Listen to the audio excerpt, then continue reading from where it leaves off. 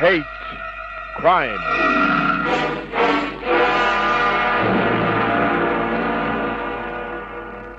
It was 11 p.m. I was in my apartment.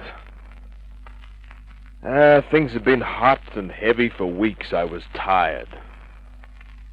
So, I sat down with my book of the month, started plowing through. I just got to the part where the hero and the heroine are... Hello. Larry, Kent. Yeah. Who's this calling? It might have been a gag. Private detectives get all kinds of crazy calls, but after a while you get a sort of feeling about them. I asked him where he was. Public phone box. Where?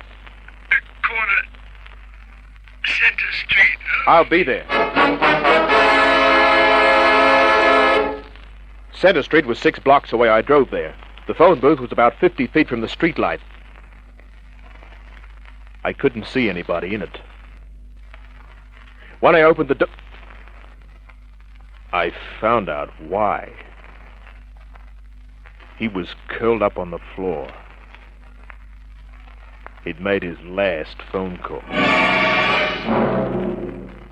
My pocket flash showed a mess that made me turn my head away.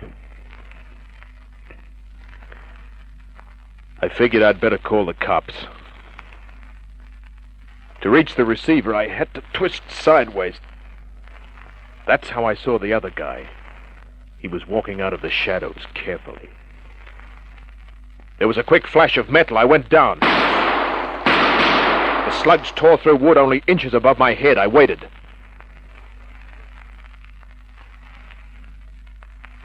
If I got up, I'd be a sucker target. Seconds passed.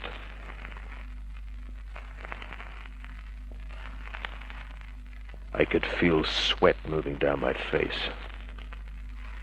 The palm of my left hand pressed against the floor slipped on blood. I waited. Waited for him to make a move.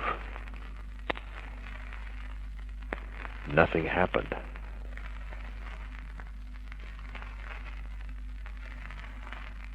"5 minutes may have passed. Or 10. When the cops arrived, 4 of them surrounded the phone box. If there's anybody in there, come out! I did. Told who I was, answered some questions, got a lot of sarcasm, and was given a free ride to headquarters. Finally, Inspector Daniels arrived. The inspector doesn't like being pulled out of bed. You again. That's right.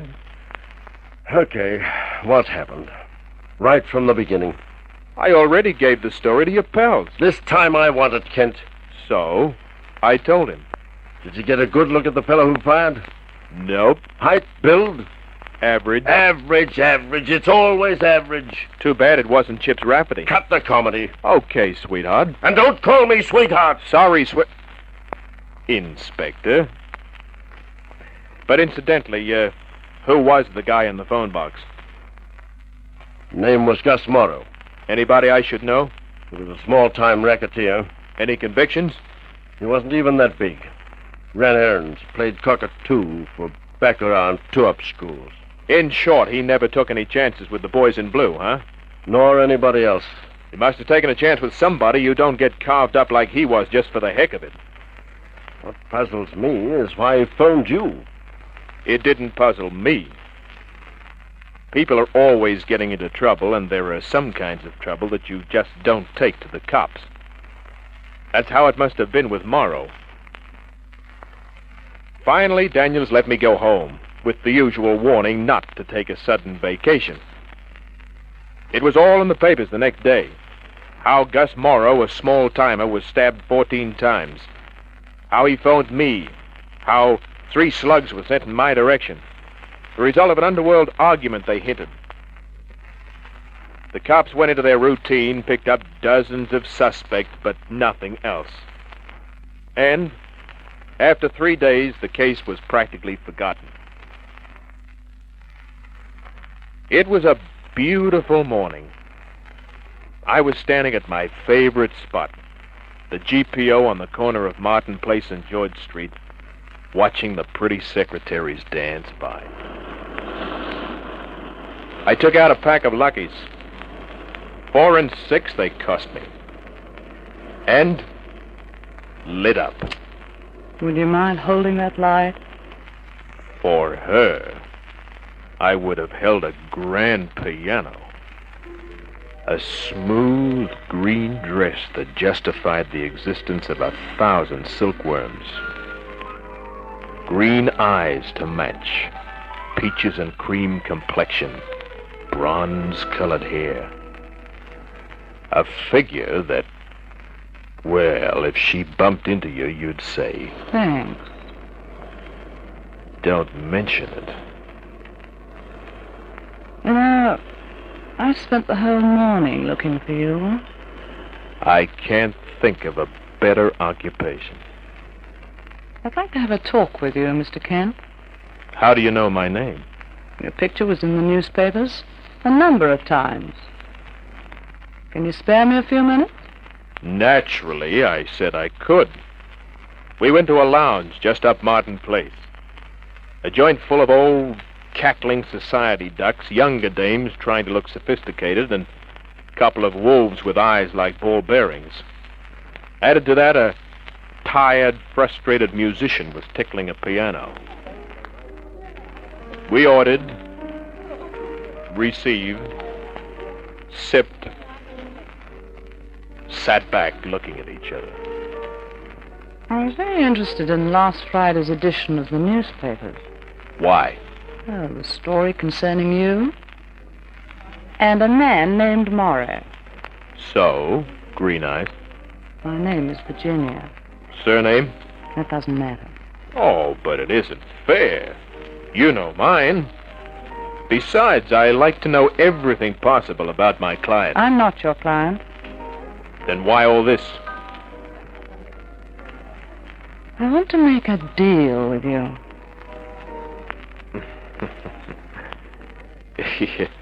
This might sound silly, but what have you got to offer? £500. I don't get it. Don't act, Mr. Kent. Morrow was working with someone. We think it was you. We? My partner and I. Incidentally, he's very close. Geographically or emotionally? Both. Oh. Well, how about an introduction? If you ever meet my partner, Mr. Kent, it won't be a social affair. Is he in this room? Never mind that. Do you sell, or do you ask for trouble? The same kind of trouble that Morrow got? The same result. Oh, you wouldn't want anybody to make a pincushion out of me, would We're you? trying our best to be reasonable, Mr. Kent. Give us what we want. You get 500, and that'll be the end of it. Suppose I told you that I don't know what you want. I'd say you were a liar. And a fool. What makes you so sure I've got what you want? Let's just say that I have proof. Well, How much time will you give me to think about it? I shouldn't have to give you any time at all. Yeah, but you look such a sweet, soft-hearted dame. Couple of days, huh? 4 hours. Just 4 hours. There was something final about the way she said it. We finished our drinks, she got up. I asked where I could contact her. You needn't worry about that. I'll get in touch with you. Can I take you somewhere now? You can sit here at least 5 minutes after I've gone. If you decide to follow, my friend will see you. And we may decide not to be reasonable. So I watched her leave. So did the wolves in the joint. I looked around. There were at least 20 men in the place. Her friend could have been any of them. After the 5 minutes were up, I went to headquarters. Well, What do you want this time? Some information, Inspector. On what? Gus Morrow. He's dead. He's got no relatives with money. Why should you be interested? I hate crime. Ah. Where do you live, Inspector? 18 Collins Street, just a few hundred yards from where you found his body. Residential. He had a room there. Have your experts found out where he collected the knife? The blood trail started on the footpath 30 yards from the phone box. Uh-huh. Did you look through his room? We gave it the usual routine examination. Thanks. Well, I'll be on my way. What are you going to do, Kent? Go out and solve the murder all by yourself? Maybe.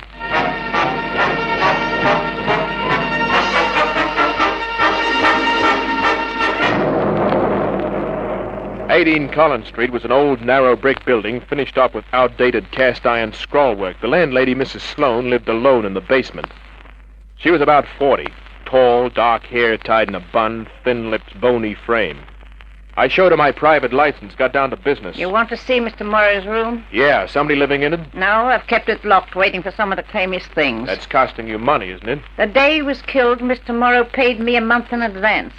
I remember giving him my receipt as he left the house. It was the last time I saw him.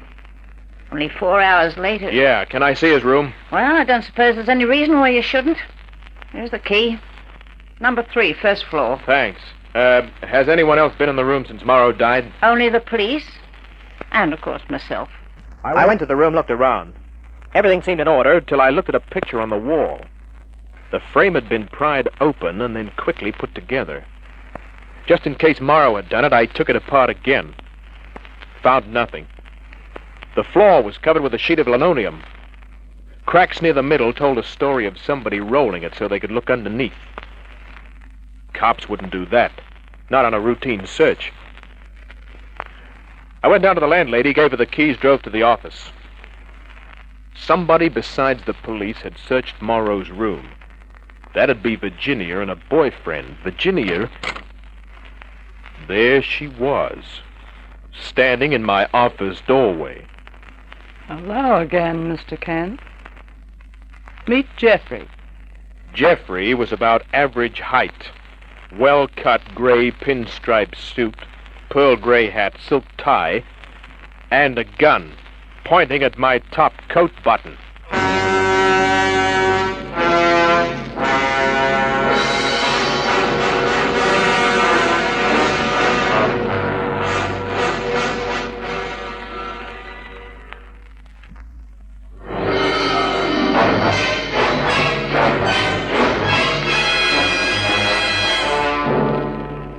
There I was, staring into the wrong end of a .38.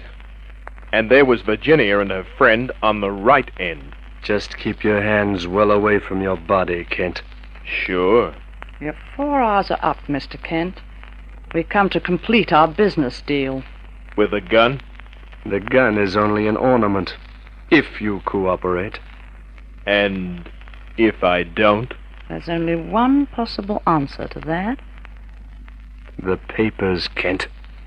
Newspapers? Hold this gun on him, Virginia. Surely. All right, Kent. For the last time, where are those papers? I don't know. Turn around. Now! I took his fist against the back of my neck, went down paralyzed. He jerked my gun from its holster, held it against me, went through my pockets. Then he pushed me against the wall, kept the gun near my face, ready to smash. Combination of yours safe. Sure. Let's have it all. Left 6, right 5, left 2. Here, keep the gun on him.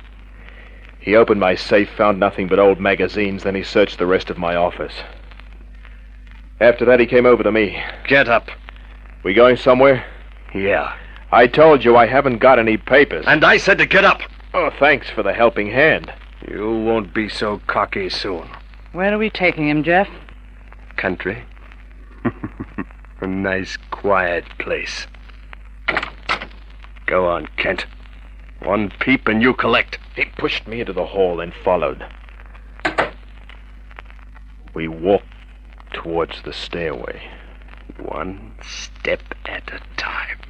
Carefully. Like you're walking on eggs. Hold it. It was Inspector Daniels and a couple of cops behind us. Down the stairs. A policeman coming up. I flapped against the wall. Jeffrey went for the cop. Missed. The cop had a try. Then the boy in blue stepped aside like a gentleman.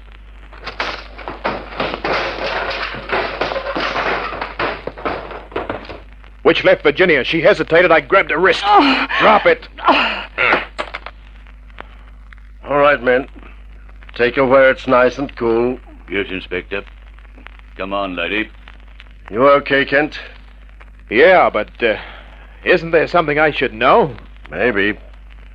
Come down to headquarters and we'll see. He wouldn't tell me any more, just smiled, kept his mouth shut during the drive. At headquarters, I sat in his office while he made a phone call from another room. Half an hour later, he walked in with a slim, straight, gray-haired guy. Sir Ledley Page, Kent. How do you do, Mr. Kent? Hi. Inspector Daniels has been talking to me about you, and because he informs me that you can be trusted, Thanks, Inspector. also because you may be able to help us, I'm going to tell you a story. Oh? First, I'm connected with the security police. Oh. You've heard of our rocket testing range, of course. Uh-huh. Well, our scientists are now perfecting a rocket that, well, let's just say that it's top secret. Okay. One of our scientists, we'll call him Wilson, went on leave 4 weeks ago. He chose Sydney and flew up here. Mm-hmm. Though they rarely ever know it, our top-line scientists are very carefully watched. Well, to get to the point, the agents here followed Wilson to the races, to baccarat games, and so on. Their reports showed that he gambled heavily and lost. Much? Our estimate was £15,000. A lot of dough. Yes, particularly for a scientist whose salary is $3,000 a year. When I saw the report, I assigned more men to Wilson. He was observed meeting a man named Gus Morrow. The guy who was knifed. He was a foreign agent, Kent. But you said he was only a small-time racketeer, Inspector. He was posing as one. He had been for a number of years. He's been on our books as a suspect since 1946. Of course, we didn't release any of that for publication, and we won't. At any rate, Wilson was seen with Morrow the afternoon of the day Morrow was killed. Who killed him? And perhaps the woman can tell us that. I've got my men working on it now, Sir Leslie. Good. Well, to go on, Mr. Kent. Now, excuse me. Surely. Daniel speaking. Yes, Sergeant. What? But, go on. Yes. Yes. Thank you, Sergeant. And the girl. What happened? She's dead. Dead? Inside a police station? A phial of poison. Must have kept it for just such an emergency. Huh. Like something out of E. Phillips' Oppenheim. No, we have no one. How about the professor? We arrested him, but he escaped custody. Then, in an hotel room, he pointed a revolver at himself. Oh. Before he pulled the trigger, however, he prepared a note confessing that he'd sold the plans of the rocket to a foreign government represented by Morrow. That's all we know. You people went through Morrow's flat, didn't you? Yes, after someone beat us to it. But they couldn't have found what they were looking for. Otherwise, why did the guy and the dame come after me? The obvious reason is there must be someone else involved. I don't get it. Why was Morrow knifed? Why did he phone me before he died? Those are questions I'd give a lot to have answered, Mr. Kent. Inspector, Yeah? how come you were waiting outside my office? Well, that's the funniest thing of all. We received a card mailed to headquarters telling us that you'd be in danger in connection with Morrow's murder. I'll figure that one out. I couldn't. I stayed at headquarters at the inspector's desk with all information on the case in front of me. I went through every word of it, trying to get some sense. Find the pieces that were missing from a Chinese jigsaw puzzle. Gus Morrow, time of death, circumstances involved, result of autopsy, personal belongings found on the body, key, coins, Randwick tote tickets, comb, handkerchief, 27 pounds in notes. And that was all. That was all. But there should have been something else. Its absence didn't mean anything. Maybe. But maybe it did. A shot in the dark, but if it worked, a piece that would complete my jigsaw puzzle. Yes? Oh, Mr. Kent. Mrs. Sloane, isn't it? That's right. You want to see Mr. Morrow's room again? No, thanks, but there are a few questions I'd like to ask you, if you don't mind. No, not at all. Come in. Thanks. Won't you sit down? Yeah. Mrs. Sloane, you saw Morrow only 4 hours before he died, right? Yeah? And he paid you a month's rent in advance. Yes? And you gave him a receipt for it, didn't you? You said you did. Yes, I did. But it wasn't found on his body, Mrs. Sloane. Huh? You may have lost it. And you may have wanted a good reason for not renting that room for an indefinite period. What do you mean? The other two in the case, Jeffrey, Virginia. I don't know what you're talking... They're dead. Now you've got those papers all to yourself. What papers? The ones you got from Morrow. The other two thought they might still be in his room, didn't they? And you let them think so. Kept them searching till you could walk them into a police trap. Very well worked out. Fast move. I'll shoot you if you so much as breathe heavily. You're going to have to shoot me anyway, aren't you, Mrs. Sloane? I don't know. I never killed anyone before. How did Morrow get it? I told him that Virginia and Jeffrey were plotting to get rid of him. So he gave me the papers. Why did he phone me? I told him that you specialized in protection. Naturally, I couldn't recommend the police. No. So, as there was no phone here, he went to the public box on the corner. But somebody was waiting for him, huh? Jeffrey. Uh-huh. You see, I told Jeffrey that Morrow wasn't to be trusted. That he'd been trying to talk me into liquidating Virginia and Jeffrey. That's what you call a triple cross, but go on. Well, I told Jeffrey not to kill him near the house. That I'd somehow get Morrow to walk up the street at 11. Such a nice, dark street. Yeah. Then Jeffrey stabbed him. Quite a number of times.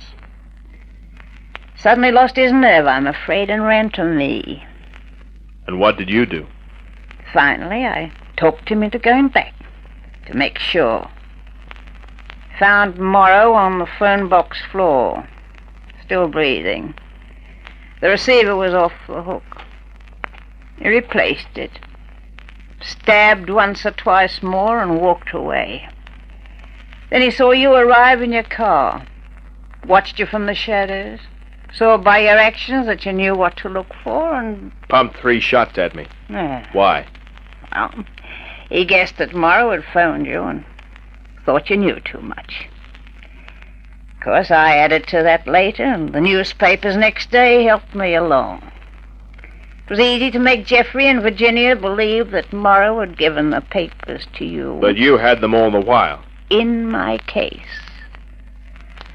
And now I'm afraid that I shall have to kill you, Mr. Kent. One more thing, just to satisfy my curiosity. Yeah? Were the 4 of you working together right from the beginning? Yes. I think that's enough. You should never leave your windows unlocked, Mrs. Sloane. Cops lift them up as soon as you turn your back.